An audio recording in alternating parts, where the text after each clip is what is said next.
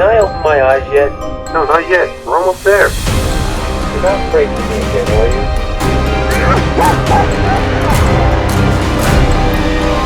No, aguanta, deja que mi cámara enfoque bien, deja que mi cámara enfoque bien, güey, eso no se lo...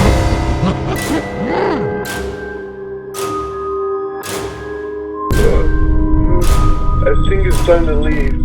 It was the beginning of summer and Presley Pereira decided to go to their local amusement park. It was around evening time, they took the bus there, as one does. When they finally arrived and saw how high the rides were and how crazy the rides were, they were like, you know what, maybe let's not do that. Turns out they got a fear of heights, so they decided to spend the night playing carnival games. But they played game after game after game and they always came out empty-handed, thinking, okay, maybe I'm just bad at monotonous fair games, maybe I should just go home and play video games. So after all their unsuccessful tries to win the prizes, there was one game that caught their eye. It was this old, dusty-looking machine isolated to a corner of the park. Looked like one of those fortune teller machines that you'd see in an arcade, kind of like Zoltar. The game didn't draw much attention from the fair, so they're like, okay, let's give it a try. The game was called Psychic Clown, and it had a creepy looking clown inside, and the clown was quite realistic looking, like you'd shoved a scare actor inside. So Presley put some spare change into the slot, pressed the start button, and the clown began talking. It said, ask me a yes or no question to uncover the truth and then press the start button.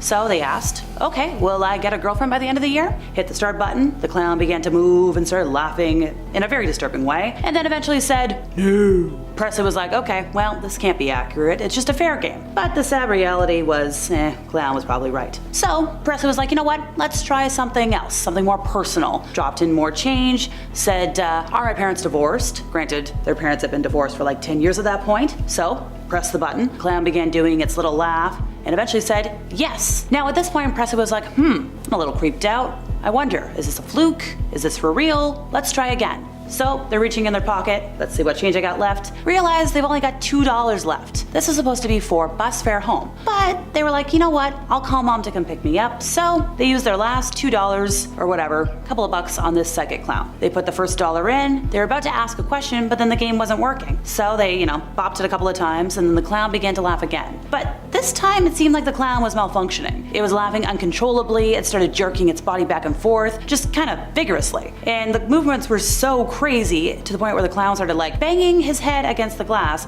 causing it to kind of crack. Now, Presley was like kind of in a freeze moment. You know those reactions that you get? Everybody else that was walking by was just sort of laughing at Presley looking scared at this game. And they were kind of disturbed. They're like, okay, maybe it's a glitch. Let's try this again. Put some more money in. And they're like, hey clown, will my mom pick me up from the fair tonight? And the clown begins to do its creepy laugh. And then it said no. And here, folks, this is where things get creepy. So Presley got a call from their mom right after the clown said no. And the mom was like, hey, are you on your way home? And Presley was like, hey, can you come pick me up? Mom says, yes, I will. And then the call cuts off. They figured, okay, phone has poor signal, we're not gonna call back. Mom said yes. So Presley makes their way out of the carnival. They're laughing about how the clown's prediction was wrong, and they find a spot. They're gonna like sit here, wait for mom. So a few minutes of waiting turns into an hour, and they're trying to call their mom's number. They're like, okay, mom, where are you? The calls are going straight to voicemail. They send a text, nothing. Eventually they call their stepdad, and stepdad answers the phone and is like, hey, are you on your way home? And when Presley mentioned that they've been trying to get a hold of their mom,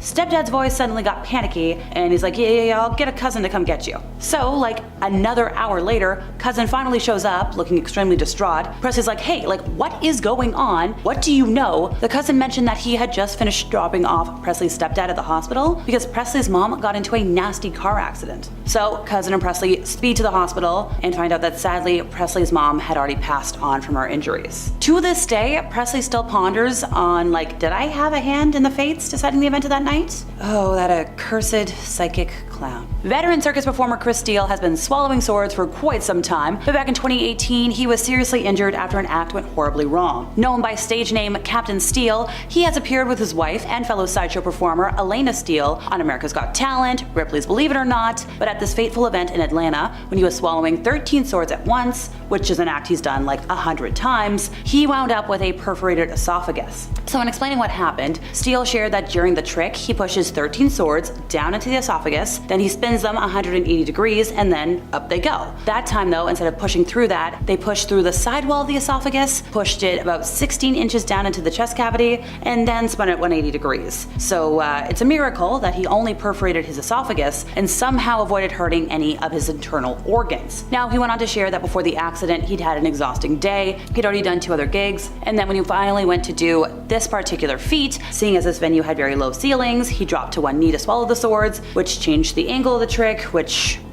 Now, he did mention he successfully performed this feat many times over like 10 years prior, but that doesn't make any feat any less dangerous to pull off. He mentioned, you know the possibility is out there, and then when it happens, you know how dangerous and how bad it could be. And although his organs narrowly missed getting punctured, he did continue to suffer from internal injuries for quite some time after that day. But at the end of the day, he did mention to news outlets he was recovering well at the time. The doctors were saying he did make some progress. He has returned to performing. Now, despite the scary injury, Steele, who has been once again doing this for quite some time, he was like, look, I'll go back to performing, and he did. He mentioned it's what he was born to do. He had too much unfinished work to quit, and ask any sideshow performer. Even if they get hurt, they'll tell you the same thing. By the way, the captain holds the records for heaviest swords swallowed and the most swords swallowed underwater, which is something I would like to see. A magician was taken to hospital back in 2019 after reportedly being struck on the head with an arrow during an on-stage performance gone wrong. This entertainer, who works under the name One Crazy China, suffered this injury at the 2019 National Arts Festival in South Africa. He was appearing alongside magician Brendan Peele in a show titled Carnival Sideshow and Other Magical Things, where the crowd was sadly asked to leave the hall after the arrow bopped Lau on the head during an illusion. Now, festival organizers said that Lau had been taken to the hospital to get stitches to the back of the head, and the art organization's chief executive, Tony Lancaster, mentioned to news outlets that trauma counseling was available for anybody in the audience who needed it. He said in a statement, "We are informed that the crossbow did not penetrate his skull. The performer is fully conscious. The festival deeply regrets the incident and is in conversation with the performers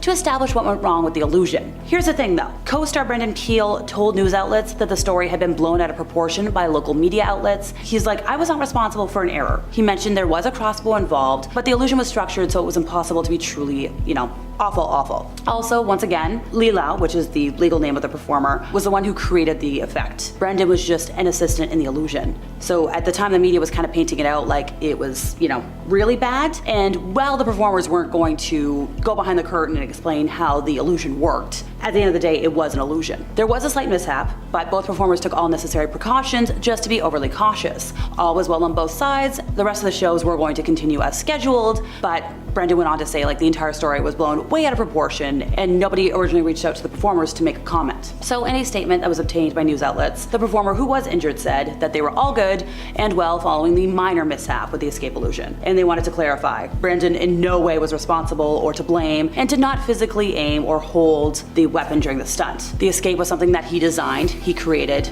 The two guys were not fully in direct harm's way. They did apologize for the scare, and they were overly cautious to make sure everybody was okay. And that's all for today, folks. I've been Alexa, your resident ooky spooky girly. See you next time.